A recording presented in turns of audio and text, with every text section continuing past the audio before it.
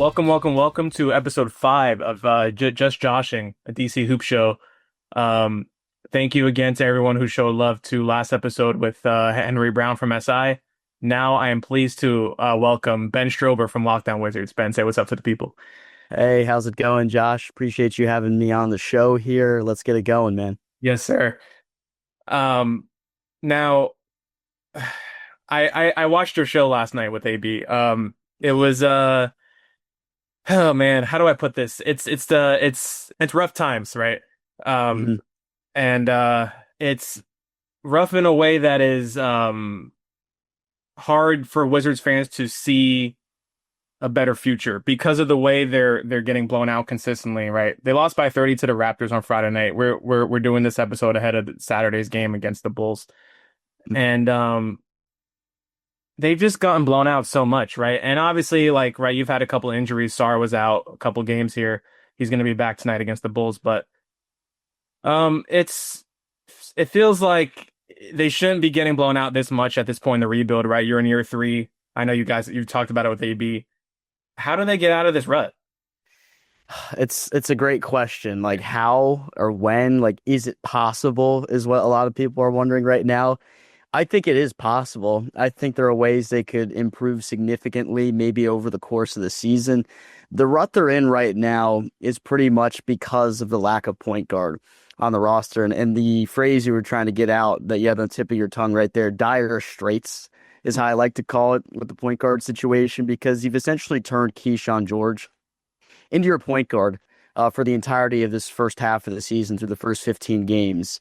And while at times he has flashed, he's looked relatively capable. I just don't know long term how sustainable that option is. And last night was definitely one of the worst outings for George in terms of the point guard experiment. He turned the ball over 5 times, didn't get a whole lot of on ball reps in the second half of the game because he'd been struggling. And obviously, Keith emptied the bench 8 minutes to go in the game because of the frustration that he had when Toronto continued to go on that run throughout the second half.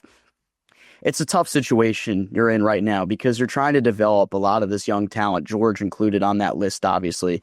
Bub Carrington, a guy that they had high hopes for to maybe mold himself into this point guard role, but as it's turned out right now, it just hasn't gone Bub's way. He has not looked good at that position, and I think as a result of him trying to play out of position, his confidence has dwindled a little bit, and Bub's been pretty bad, quite frank, offensively. And I'm not saying that they're going to give up on a guy like Bub Carrington, but he might need to take a back seat for a moment, try to figure himself out a little bit because he just hasn't quite looked like the same player that he was last year. But you see the turnover margin around 17 per game for this Wizards team, second last in the NBA, tied with Golden State, Dallas, last in that category right now, another team that does not have a viable point guard option. It makes it really difficult for the team to get into a rhythm offensively, which we've seen at times. And yesterday was a night where in that first half, albeit you're missing Sarr, you're missing Bagley, so you got no type of depth in the front court. Tristan Vukcevic getting the start, and he can't really help you out much defensively. I thought they competed decently. They just couldn't get anything to drop. Finished 1 for 10 from 3 in the first quarter. In the first half, they end up 5 for 22 from behind the arc, and 3 of those threes came from Trey Johnson, so 2 of 19 before that. It was a really rough offensive night. And in the second half, that all kind of spoiled over as well, just because you don't have anyone to facilitate for this team as it stands right now. It's tough for them to get in rhythm. They try to push and transition, but it hasn't really been that successful for them. And because they've tried to push, other teams will push back, and the Wizards have been really bad defensively in transition. They got a lot of holes they got to fill right now in terms of their game. So the long-winded answer that I guess I've tried to provide for you here, like how do they get out of that? Yeah. I don't really know. Right now, it's just the roster is constructed to be bad, as we know, because this team wants to lose plenty of games this season. Did I think they'd be this bad? I didn't really think so, but maybe my expectations were a little bit too high this year. But maybe they're banking on losing a lot of these games early in the year to secure their solidification and picking in the draft this year, not having to worry about losing the top 8 protected pick. Then maybe you start to see the young guys play more and more as the season goes along here, and maybe they go on a slight run in the second half of the year. But as it stands right now, they're not playing basketball that pertains to winning games at all. Yeah, and we always go back to that point, right? That they're trying to lose enough games to keep their pick, right? They Mhm. want to finish with that as much losses as possible. but at the same time, you have to lose in a way that's productive, right? Some of the losses have been productive. They've been competitive in some of the losses. They lost one to Dallas recently. That was close. Both the overtime games to Detroit and Philly, they could learn, a lot of stuff from that. They can learn how, okay, this is how we could close games better. We didn't do it right in this game, et cetera, et cetera. But when you're losing by 20, 30, 20 or 30 to the Nets and the Raptors and, on a consistent basis, I fear that the culture isn't going to be building the way you want it, right? You're supposed to be Yeah. building winning habits, even if you're not actually winning. You're supposed to, be in a lot of competitive situations where it keeps them engaged. And if they're playing all these minutes where the game's out of hand, in the second half, it just feels like they're just kind of, I've said this in other episodes. It's not really helping the young guys' development, which is what this team's all about. So they have to find a way to be more competitive. And the roster is designed for them to lose, right? Like they don't have a lead guard, they don't have that many bigs. It's like almost all wings. But even with that, right? Um, I sometimes it just feels like the team is too talented to be getting destroyed like that consistently, right? To the point where uh it's not even a conversation, by the midpoint of the third quarter, what's going to be the outcome of the game. That's not helping anybody involved in the organization. And like, cause you can lose, keep the pick without getting killed like that. So you could kill two birds with one stone if you're more competitive, but that's kind of not what's happening 90% of the time this season. Yeah, that's been really the most difficult part. And obviously, it's hard on everybody within the organization because although the players, I'm pretty sure Will Dawkins in the front office is transparent with where this organization is within the rebuild and what the objective is for this year. But as an NBA player, you're never going to go out there with the expectation you're going to lose any game. You never want to lose any game. And you can see the frustration from the players that they're not playing well. At the end of the day, they know the results are the results, and it's because they're not playing well enough. Brian Keefe knows that in certain situations, he maybe hasn't coached them well enough, or he's made certain mistakes that's lost them games, and everybody knows that within the organization, is which makes this really difficult. It's tough to understand maybe what the morale would be like in that locker room. I know they're a tight-knit group.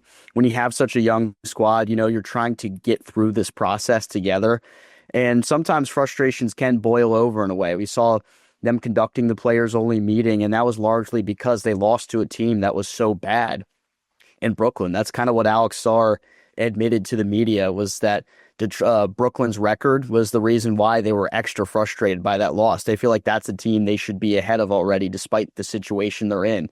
And, you like to see players in the situation taking accountability, but at the end of the day, the team was not constructed in a way that pertains to being competitive in these basketball games. And there's a lot of hubbub that's made about what the Wizards should do, if they should have tried to be more competitive this year, or like, is it really bad to see them getting blown out by 30 plus? Does it hinder the development? If there's one thing that I believe firmly is that, trying to cut short or trying to create shortcuts throughout this process of being really bad and trying to rely on lottery luck, that would be the worst possible decision you can make, because I know, the term rock bottom is being thrown around here from Wizards fans, saying like, it's never been this bad. We're on pace to be the worst NBA team, maybe of all time, second worst point differential through 15 games behind a really bad Cleveland Cavaliers team many, many years ago. But rock bottom for me, and I think AB said exactly this as well, is paying a guy like Bradley Beal $250 million to have a 35-win ceiling. Essentially, you're never actually going to be competitive, but you have no hope of building a real team and having a young core. The Wizards are trying to do this the right way. Lottery luck is a big part of that. And obviously, like, you can't just give Dawkins a free pass necessarily, saying like, they're rebuilding right now and whatever happens, happens. Like, he's going to have to make the moves when the time comes to get this team up to a competitive standard. But right now, it's difficult. And I understand the frustration with the fans, because a lot of people really want to see this team be great. There's been so much incompetence in the organization that really stems back all the way since the last time they won 50 games in 1979. This was a bad organization in the 80s, pretty bad organization in the 90s. They had some run in the 2000s when you had Gilbert Arenas, Caron Butler, Antoine Jameson. And then, of course, you had a slight run there with Wall and Beal in their prime for a couple of years. But this organization's never found any type of sustained success through a young core of players. It's all been very short-lived And there's been a lot of cross-cutting and shortcuts that have been taken throughout the front office. This front office is taking a completely different approach than we've seen in Washington in the last 35 years. It's going to take a lot of time for this to really materialize into winning style of basketball. But right now, Dawkins himself would admit that this team has to be more competitive, and the way they're losing right now doesn't really like bode well for teams historically in terms of going forward and taking that next step. Yeah, it's like from the meta perspective, like they're in the right direction, right? Where it's like, okay, they actually are building towards the future and they have a direction, unlike like you were talking about a lot of other errors in this organization. So you can always come back to that as like, okay, we can at least look forward to that, right? They are building forward, they will get another good pick, they'll add more talent. Alex Sarr, Trey and Keyshawn all look really good. They look like they're going to be serious pieces. But you know, you also have to, I think the Wizards fans are right to demand more, even though, right, it's like, I don't agree with fans that say fire Brian Keefe, right? Because it's like, okay, well, he wasn't really set up to succeed that much, right, this year, Not at all. with the way the team was constructed, like we talked about. But it's just the whole thing is they need to be more competitive, right? And that's where the frustration lies, where it's like they shouldn't be the worst team of all time this season, right? That's a problem. You know what I mean? That doesn't inspire you, that doesn't give you confidence in this rebuild, even though you've seen teams, that have had seasons like that and then have rebuilt and gotten out of the mud, right? Look at Detroit. Detroit, for example. Yeah, I was gonna say with, they were some of the worst teams ever. And 28 now, losses in a row with that core. yeah. Um, Now, but the thing is they got Cade, so they got their number one. Yeah, that's right. And that's kind of the big thing for the Wizards is they don't have the clear-cut number one guy. So I understand from that perspective, you're not going to be the greatest team, but you have enough talent, you have enough pieces, enough promising young pieces that you should at least not be the worst team, right? So it's like, how do you build forward without being the worst team in that process, right? So, I mean, lottery luck is really just the biggest caveat of this whole thing uh, within rebuilding in the NBA. And I know the NBA has incentivized teams to not tank with the way the lottery works now. And we could spend a whole episode talking about why I think the lottery is so flawed right now. And it actually incentivizes teams that are tanking to tank more, like the Wizards right now, because they can't get lucky in the lottery compared to other teams that have a 1.8% chance of winning it, like Dallas last year, and they end up with Cooper Flagg, an organization that trades away its best player, a cornerstone piece, and Luka Doncic is just rewarded with another probably cornerstone franchise player and Cooper Flagg. But that's a conversation for another day. Lottery luck is really just the biggest thing within this whole rebuild. If this is all going to materialize and work out, the Wizards are going to have to eventually get lucky in the lottery, or they're going to have to find a way to pivot if they don't. Because if things go according to plan this year, which it seems like they will in terms of losing enough games that they're going to be able to pick in the first round, if the Wizards finish with the bottom record in the NBA, worst record overall, they'll guarantee they pick at least in the top five. You're going to get somebody good in the top five. You could get somebody that can really change the trajectory of the franchise for the majority of the prospects that we've talked about so far throughout this early part of the college basketball season. I guess there's a lot of young talent there. But if you get unlucky from that sense where you pick fifth, or maybe you finish with the second worst record, then you fall to sixth again, then I think the organization might have to pivot its thinking a little bit. And obviously you have a ton of financial flexibility that's going to come off your books this upcoming summer with the Jordan Poole trade from last year. You bring in McCollum because he's on an expiring deal this year. Whether or not he's going to be moved at some point in the season remains to be seen. Same thing with Chris Middleton, same thing with Corey Kispert. But because you have so much money coming off the books, you're going to have around, I think, 85 in effective cap space, 85 million effective cap space in the upcoming offseason. We'll see if the Wizards maybe pivot their thinking if they don't get as lucky in the lottery, finding a way to add some ancillary pieces to build around this young core with. And I don't know, but it's going to be tough if you don't have your number one option. That's the biggest thing in the NBA in terms of taking the next step of an organization. You need that number one guy. This is a star-driven sport. Cade Cunningham is a star level basketball player. And that's why the Pistons are where they're at. Yeah, they got a ton of other great pieces there, like Jalen Duren, who has emerged as one of the better centers in the game right now. Ausar Thompson has been fantastic for him as well. There's a lot of great pieces there, but if you don't have that number one option, I just don't know what your realistic ceiling is. And the Wizards are going to have to find a way to have that number one option at some point sooner, maybe rather than later. It's a shame, right? Because, it's great to have like an overall good roster with a lot of good pieces, but without that number one, like you said, in the NBA, you just can't really get to the promised land without that number one guy because you just need that guy to you just need that guy that you can rely on to be a superstar whenever you need, and everyone else is there to kind of support around him. But that's just kind of the way it goes in the NBA now, and that's how it's been for a long time. I want to say back in '04 was the last time when the Pistons won. I guess they didn't really have like a big time star, right? I'd have to that go might be back the and last look. team. I have to go back and check, but that might be the last team that didn't have like a serious number one guy. They had like Ben Wallace and some of those defensive guys, Mhm. but that was what 21 years ago. I mean, it's kind of a different era now. So, and I like what you said. If they get unlucky in the lottery again, say if they get Caleb Wilson or Michael Brown instead of a guy like Darren Peterson or AJ, one of the clear cut stars of the class, that's still good. But like you said, they might have to start looking at guys that are in the league already to try to get right. I mean, they can make trades. They have plenty of resources to trade or sign guys with, right? That's the benefit here, right? That's why it was good that they traded Poole to clear their books.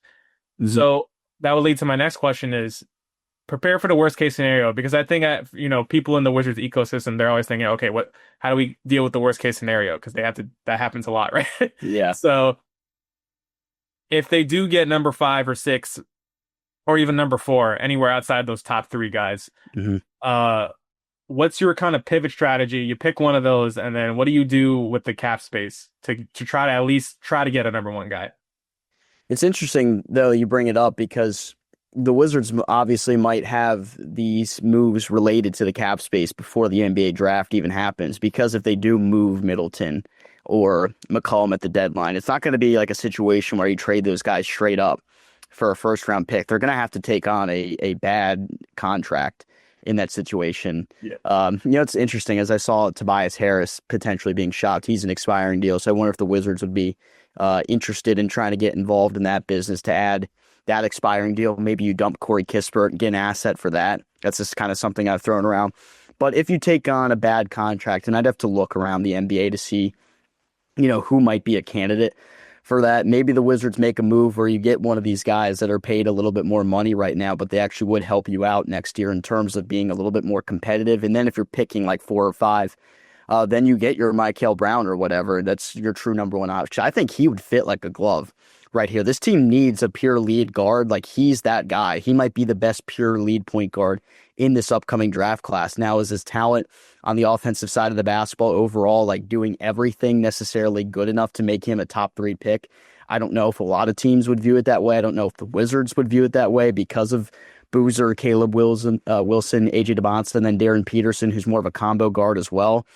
It's going to be interesting how it shapes up. But if you're the Wizards, I feel like if you do fall in the sense and you have to take Michael Brown Jr., you're still going to be left in a pretty good spot because that's going to fill a very glaring hole that is on this roster right now. And the way it looks right now, how Ryan Rollins is playing in Milwaukee, it looks like the Wizards maybe, kind of let one go right there. That was a really, really good player that would have helped them out at that position. But you're going to have to find a way to pick up the pieces and move forward. It's going to be interesting to see how the Wizards navigate this trade deadline because if they do pick up a piece that's a little bit overpaid but would help them out at like the big man position or something else, then maybe you'd start to feel like the light at the end of the tunnel is coming depending on the draft lottery, how they fare in that. If they could get that number one guy in the next draft and just try to go with the young core plus that first draft pick and then whoever they pick up from there, maybe that gives the opportunity for the Wizards also if they acquire some assets to go out there and trade for a star player or,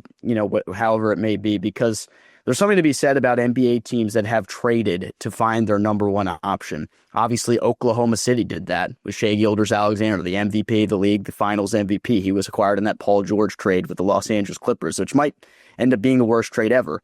at this point. But at the end of the day, it's outworked. Donovan Mitchell acquired in a trade from Cleveland.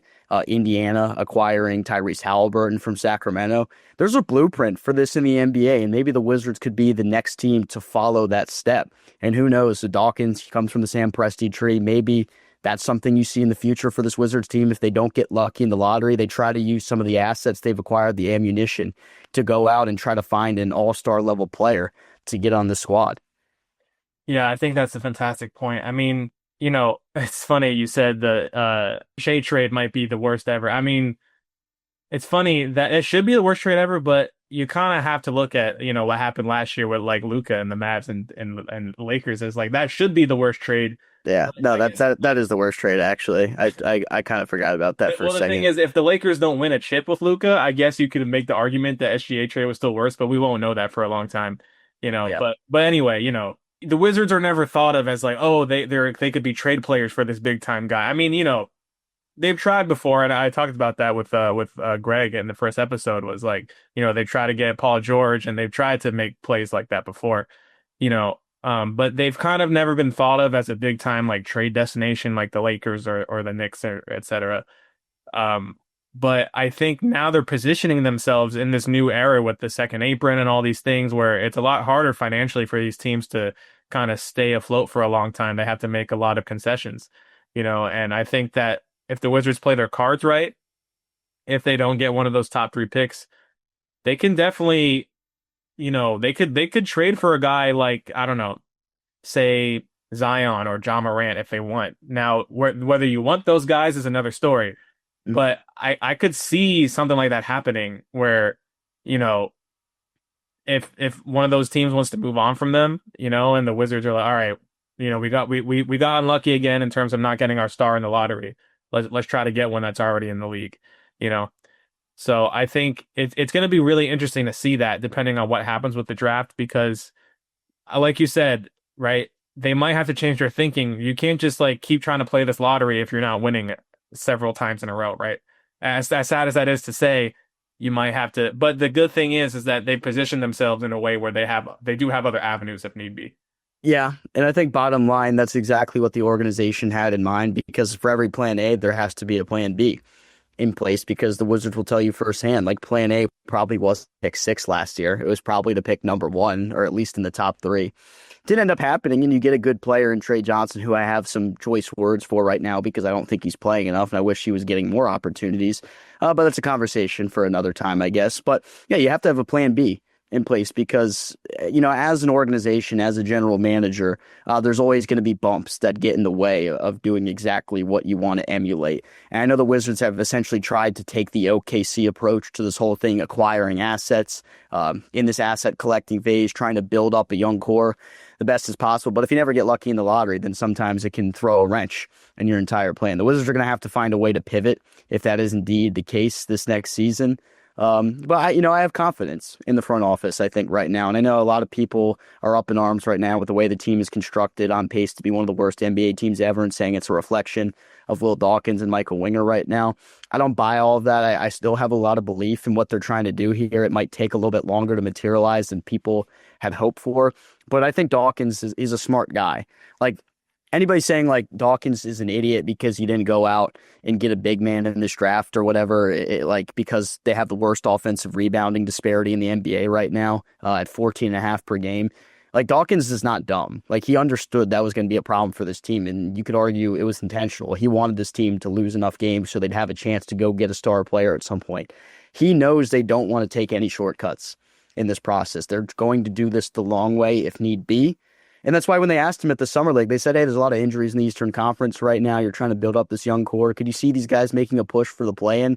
And he kind of pushed back saying, hey, we're not going to take any shortcuts here. And, there's a big reflection of the words he said about how this is going to be a slow, long-winded process.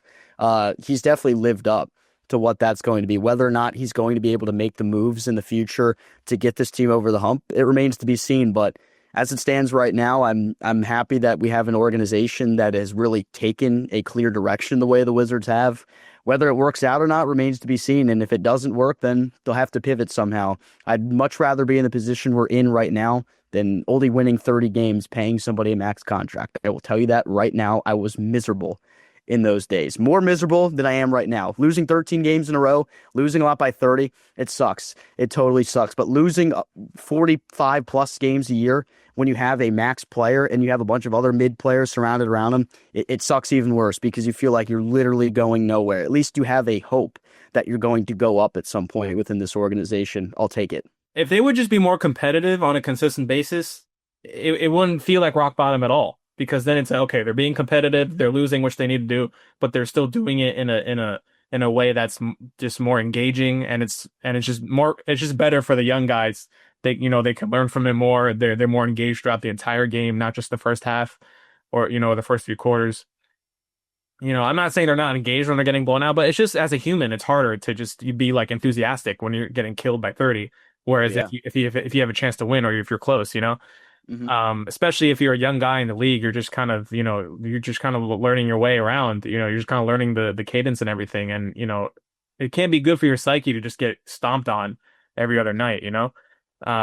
So if they can just be more competitive, and I think it does boil down to, you know, this is kind of one of the main things I wanted to talk about was I do think Keith can do a better job with his subs and rotations. I know Trey got hurt last night. I saw that on Twitter this Hmm. morning, so I know that's probably why last night he didn't play in the fourth quarter. But I think sometimes you can talk more about this. He runs certain lineups where it'll be like four vets and one young guy, or he'll, for example, um he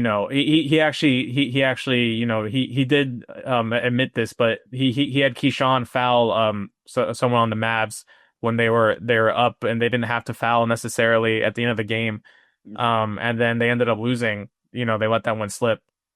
um so certain decisions like that where it kind of makes you wonder like what's going on here, like where he'll play CJ a lot of minutes, but then Trey, even when he's healthy, doesn't get nearly as much, or stuff like that. So if he would just thread the needle a little bit more with like playing the young guys while also making good decisions and being competitive, then they'll be fine. It's not about winning a lot of games, just maximizing what the situation is. Yeah, 100%. And the fan base right now that's calling for Brian Keefe to lose his job, I just don't really understand that conversation. It's kind of just a knee-jerk reaction that people will have when the team is struggling. And not to say that Keefe hasn't made plenty of mistakes. I think he's, in a lot of ways, made mistakes, and I think he can do a lot better over the course of the season. And I hope he does do better to help develop these guys. You could point to things like Keyshawn George's development and Alex Sarr's development and say these are positive things from this organization so far. Under Keefe, those guys have developed. Maybe certain other guys have regressed a little bit in a way. But if you let go of Brian Keefe, what are you even accomplishing? I mean, Vanderpool gets promoted to be the head coach. Are you really going to have any different results? This team is not constructed in a way that can compete in basketball games. Like, Keefe has had his fair share of issues that have maybe helped them not compete, like some of the rotations, like some of the bad decisions they've made late in games. But this would not be a good team with a good head coach or another head coach. So, moving on from Keefe in that situation before the end of the year probably doesn't make a lot of sense. And, what the goals are for this Wizards team this year to lose enough games to maintain its first round pick. I mean, Keefe is the guy that they're going to want to be in that position. I don't think the front office has any disdain toward Keefe at this point. And maybe things will change if it gets to like a borderline embarrassing thing, like losing 30 games in a row or something like that. But at the end of the day, I don't think firing Brian Keefe would do anything for the organization right now. I think they're just going to have to roll with the punches throughout this year. And I think they probably do end up moving on after this year and pivoting another direction. But it remains to be seen. I think there's not going to be any change to the head coach during the season here. So you do think they'll move on next offseason? Yeah, I think right now, as it stands, like the way these typical rebuilds work, like you'll have a head coach that's put in place while the team is bottoming out. And then you try to go out there like the Rockets did and eventually got Ime Udoka to be the guy to really lead the squad. And the Warriors did it a long time ago with Kerr as well. I think having a really good head coach in DC, one way or another, at some point is going to be important for this organization to take the next step. And the way these rebuilds are typically modeled around the NBA, it's usually 3 years of pretty brutal losing. The Wizards are in year three of that process. I could see them trying to take that next step next year, and a new head man, a new voice in the organization might be the way to do it. I don't think Keefe will be around after this year, or maybe, they kind of have it like the Ansel Jr. situation where they won't really like fire the guy. Maybe they hire a new head coach and they have him demoted into his player development role or whatever he was in beforehand, and maybe he leaves for another organization or he stays within that player development role. Because I think Keefe in the situation knows the hand he was dealt. I think the organization obviously knows the hand he was dealt because they built the team. So it's kind of a fickle situation, if you will. But yeah, to answer your question, I think this offseason they do end up making a change. Interesting. Yeah, because I haven't really seen that talk as much. I've seen a lot of people say, fire him right now, which, we both agree that's not really the move. But I haven't really seen a lot of like serious talk about, oh, I think they're going to move on next offseason and then here's a list of guys they can get instead, to be more competitive at. I haven't seen that as much, so I'm interested in that. But um, yeah, as far as this season goes, it would literally do nothing to help. I mean, so I understand being frustrated, Hmm. but you're not going to get a guy in season that's going to like be leaps and bounds better with his like rotations and helping them be competitive, Keith has been around the organization, for a few years now. Like he knows the guys like the back of his hand. And it's not like it's all bad. Like he has helped Sar and Keyshawn step forward. You know what I mean? You have to give him credit for that. Hmm. You know what I mean? And for example, when Poole was in DC, he was when Keefe was a new head coach, he actually benched him and then Poole came back, started playing better after that, and they had that talk. And so that's an example of he is good with helping players get better individually. You know what I mean? It's just that as a whole, sometimes with the rotations and everything, I do think he has, room to improve in that area. But Hmm. um if you could pick a guy, for the Wiz to get in the offseason to replace Keefe as head coach, who would it be?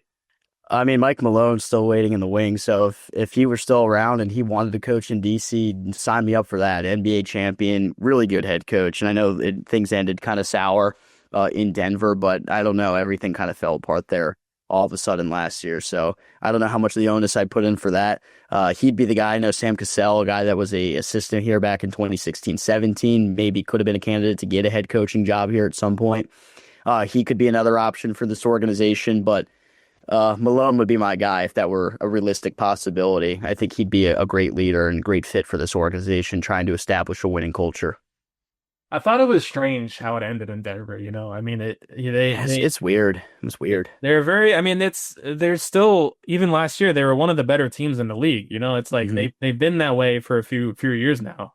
And I just think that they just kind of butted heads, him in the front office, and then they kind of got rid of both the GM and him. Yeah, that was the So crazy which is so part. strange for a team that's not bad. So yeah, I agree. I wouldn't really like hold too much against him, that whole thing, especially since he won a ring only a couple of years ago. Yep. Um, Obviously he had the best player in the league in Joker, so you do have to take that into account. Like how would he perform without, a top five NBA player, right? So, Yeah. but there's only one way to find out, right? I mean, I think that would be a very intriguing hire. What I wonder is if he would want to come to the Wizards when they're still not, yeah, even if they do get a top three pick, is he gonna, it's still gonna take a couple of years for them to get to that level that Denver was at, right? So Hmm. would he be willing to stick that out, or would he want to go somewhere where they're like already near that point? The front office would have to, pitch it to him and say in a way where, yeah, like we do expect to compete as early as maybe this year, trying to take the next step and then go all in the year after that. Like the reason the Wizards, obviously, when they fired Wes Unseld Jr. mid-season a couple years ago, um, everyone was screaming for this front office to hire like a top of the line head coach, but who would want to coach a team that's very obviously entering year two of the rebuild? They're going to lose for at least 2 more years. Like nobody's going to want to take that job. Somebody desperate would have to take that job. And obviously like it just made sense for them to promote from within, and have Brian Keefe be the commander in chief essentially right now of this whole operation that they're undergoing at this point. But With that being said, I think the front office could make a legitimate case to some of these head coaching candidates out there if they're able to show that they have a clear plan to compete within the next 2 seasons or whatever. Then I think you can become a destination that might be more attractive to a head coach than people think. Yeah, I mean, if they sell the vision and they make some good moves, I mean, say it would obviously help if they do get like a number one or two pick, right? Hmm. And then on top of that, they make good moves. With their cap space, they sign guys in free agency, they make a couple trades, and it looks promising. Then, I can see it. Um, but yeah, I think they're gonna have to really sell like, okay, like, next season we could compete, to be like 7 through 10 seeds, right? Playing, and then after that we can step up after that, and like you can here's how you can help us with that. You know what I mean? Because you have experience winning, and then we have a roster that's gonna be finally capable of winning again. So if all those stars align, then I can see it. But I do think it's gonna take some heavy a lot of work from the front office to be able to sell that, just because I think it takes a while to wash that history off, where like we've done so much losing, and then to come in here and be able to get the organization out of that rock bottom. It's been done, but it's just it takes a certain kind of individual to take that on, rather than somebody who's already almost there. You know what I mean? Yeah, it's never going to be easy in this situation. Like anything for this front office has never been easy because when the front office took over, they were left with a disaster of a situation financially, roster wise. They had to clean everything up essentially. It's been a long-winded process, and throughout any rebuild, it's never going to be easy to figure out what the next step is, how they're going to execute it. But at the end of the day, these guys are paid the big bucks to figure it out. So if you're a Wizards fan, you just got to hope that the direction that they're taking right now is the right one, and that they're going to find a way to get over the hump at some point. That's all it is. And I think Hmm. part of that, to kind of circle back to coaching, is having the right rotation that serves the team the best, in terms of including the veterans. You have to include the veterans. You can't phase them out and completely, but also serving the young guys and making sure they get enough run out there to get out there, get enough reps, and help improve their game. Kind of like the rookies got last year, right? They were leading, they were leading a lot of the NBA rookies in minutes. And Bub led the rookie class in minutes. I think Alex was third and Keyshawn was sixth.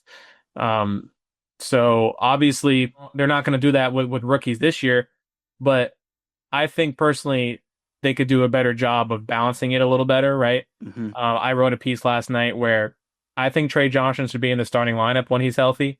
I think you could get Chris, in the on the bench. I think, like, obviously, like, I know you were saying last night on your show, Middleton is a guy who what he is in the NBA. Like, execs know who Chris Middleton is. They know he's a solid role player at this point in his career that could help a winning team. So you don't have to give him 30 plus minutes a night when you have a guy like Trey Johnson who you could run sets for. You could help him develop and actually use him off the ball and get him more catch and shoot opportunities, so that he's not just shooting in transition, right? He's like getting sets for him and getting more opportunities to score. That's going to help this organization a lot more than having Chris Middleton getting a whole lot of minutes at this point, right? With CJ, I get it because he's a guard and you don't have a lot of guards. But that was one example I said that I think that would help, right? What's your kind of take with the rotation? What would your ideal rotation be for Keith to run the rest of the year? Well, interestingly enough, their best five-man lineup right now is CJ, Trey, Keyshawn, Middleton, and Sarr.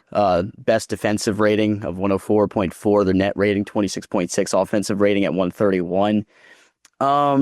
With that being said, I don't know if that's the exact rotation I'd want to see. I'd probably like to see more Justin Champagnie minutes if we're being honest here, because I feel like he does have a legitimate play as part of this young core of players. And I know a lot of people have thrown his name into trade talks, but he kind of embodies what the organization says it wants to be. They say they want to be gritty. They want to be hard-nosed. They want guys that crash the glass with purpose. And Justin Champagnie does that every single night. He just plays winning basketball. Honestly, I'd like to see him part of that rotation, maybe over a guy like Chris Middleton at this point. Trey Johnson should 100% be in the starting lineup. He needs to play more minutes. I know tonight he's questionable right now, so we'll hopefully see him tonight against Chicago at the time that we're recording this. Maybe that did play a reason why we didn't see a lot of him in the second half, despite him catching fire at the end of the first half yesterday in Toronto. But I think he needs to be in the starting lineup. This guy needs to be taking 12 shots per game. Yesterday, knocked down 3 of his 5 3-point attempts. He should be taking 10 threes a game. I think this is your best shooter on the team. He should be the best shooter from that draft class, in the 2025 draft class I'm speaking about, of course. You need to get him more opportunities on the floor. Like, you don't need to see a ton of CJ McCollum every single minute of the game. And as you mentioned, like I said it yesterday, like, NBA executives know what these guys bring to the table. They don't need to play significant minutes for an executive to be interested potentially in having a trade talk with one of these guys. And then you also run the risk of them potentially getting injured because they're playing pretty high usage, pretty high minutes at this point in their career, 4 years old. But the lack of guard depth is definitely the issue that you see here because, I mean, Bub Carrington at a point, obviously he's a second-year player and you don't want to just like relegate him to the bench permanently, but at times he's been basically unplayable on the floor. He's really put up catastrophically bad numbers throughout the first 15 games of the season, which, rightfully so, you can be concerned about at this point in time. You'd like to imagine a world where Bub can get it together, and then you could see a lineup where instead of CJ, you have Bub and Trey out there as your backcourt playing significant amount of minutes with Keyshawn playing at the 3 finally, or I guess as the de facto point guard as well. And then you could also, maybe run Middleton and Sarr out there, Justin Champagne instead of Middleton. You want to flip-flop those guys. It's weird because I also am kind of proponent where I'd like to see the Wizards run a little double big if possible, because they only really did that in the Houston game because they were getting so overmatched on the glass with the double big lineup that Houston provided. But we just never really see a ton of minutes where it's Sarr and Bagley out there at the same time. And obviously Sarr is going to play tonight, which is good. It's going to be good to see him back. Bagley, I think they said he was questionable, right? Yeah, questionable. Yeah, so Bagley's questionable again. So we'll see if he's able to give it a go or not. Those two on the floor together might look interesting. They're both kind of the same position. They're both more power forwards than they are centers, probably. I don't know, but with the rotation cutting down the way it is, I'd like to see less of a emphasis on the veterans getting plenty of minutes and plenty of touches. I want the young guys to have their opportunities to develop and learn how to win together. I mean, clearly right now, if you really brought in these veterans with the idea that they're going to help you compete a little bit more and get the young guys in a position to maybe win some of these games, it's not the case. They're not competitive whatsoever as it stands right now. So might as well make an adjustment and see what your young guys can do. Last year, when the team actually did start to win some games down the stretch in the season, it was because of the young players. So maybe we'll see that in the second half of the year. Yeah, and again, this will help Keith make the case I'm worth keeping moving forward after this year, because it's if he makes that change and then the team performs better without, losing their pick, I mean, he have a case, right? But it's just right now he doesn't have that much of a case because they're not competitive 90% of the time. And, I know the organization doesn't want to be getting killed most games, even though they're rebuilding and they're not designed to be good. There's just no way at year 3 of the rebuild, they're okay with getting destroyed by 30, because it's not helping. Again, it's not helping the young guys get better. So I think if they do a lot of what both you and I have said, start Trey, he's the best shooter, let him get more shots up. You don't need to play CJ and Chris a ton of minutes every game. You know what I mean?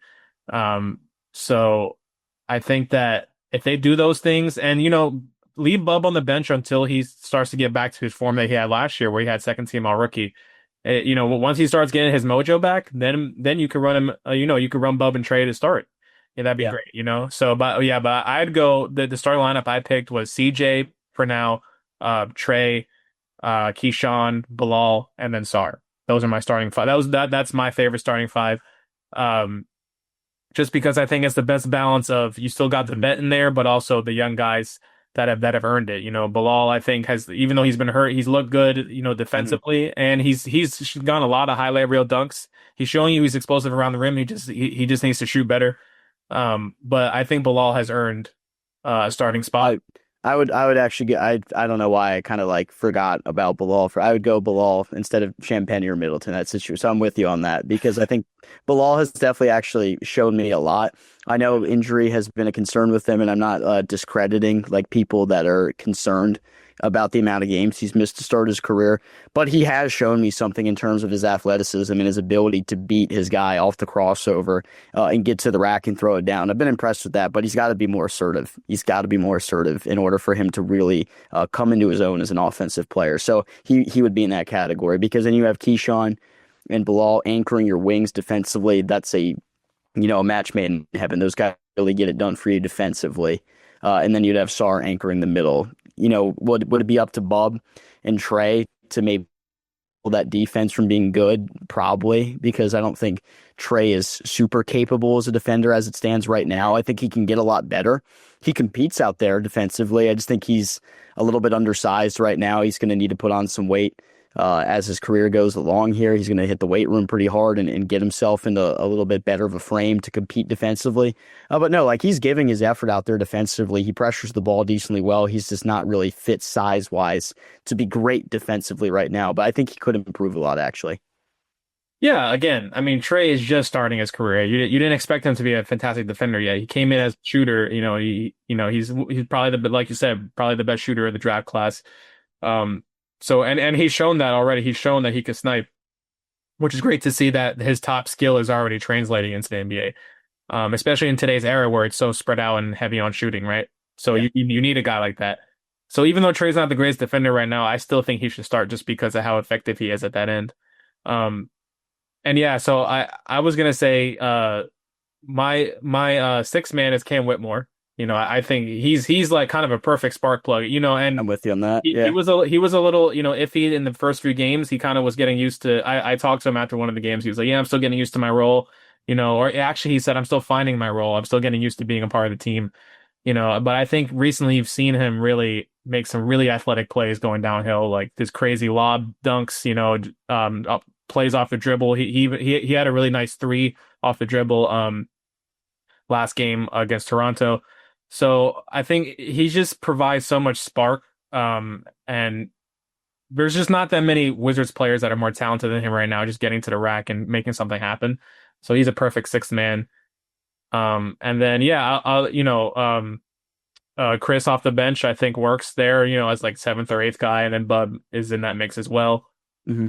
So that's like a good amount of your bench right there. And then, from there you can kind of discuss the ninth and 10th guys, but I know that, Will Dawkins was saying like, we're going to shorten the rotation soon, and until CJ and Middleton, are off the team probably post trade deadline, you're not going to be able to get all the young guys a lot of opportunities consistently, or else you're just kind of going to stagnate the rhythm. It's going to be too much switching, right?